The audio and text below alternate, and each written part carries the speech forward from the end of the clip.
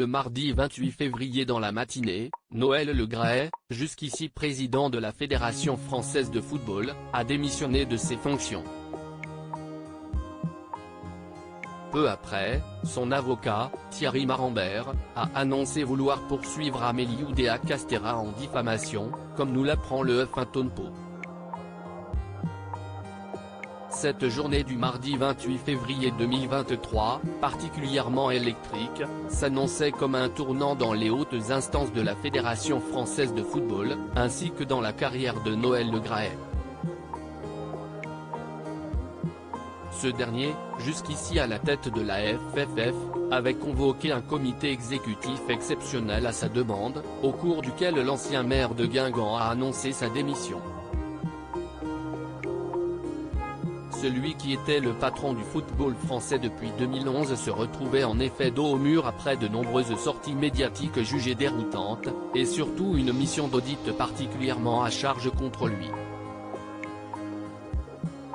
Pourtant, peu après cette annonce relativement attendue, l'homme âgé de 81 ans a été annoncé en charge d'un nouveau poste particulièrement prestigieux, comme l'a révélé Eric Borghini, membre du comité exécutif de la FFF le mardi 28 février 2023. Nous allons la poursuivre en diffamation devant la Cour de justice de la République. Le président a été nommé à la FIFA par Gianni Infantino. Il va diriger le bureau de Paris. Il a été nommé en raison de ses compétences, son expertise et son expérience, apprenait-on contre toute attente.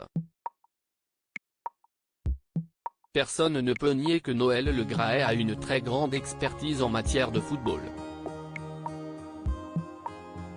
Il a été un très grand dirigeant.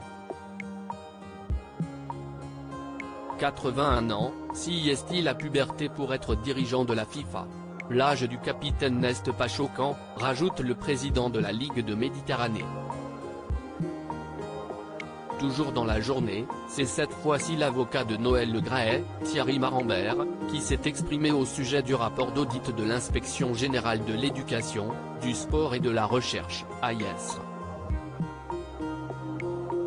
Mettant en cause les propos de l'actuelle ministre des Sports, Amélie Oudéa-Castéra, nous allons la poursuivre en diffamation devant la Cour de justice de la République, peut-on lire dans les colonnes du Huffington Post.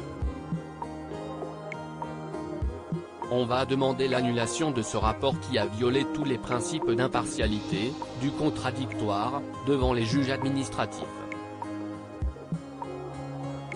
Une contre-attaque éclair.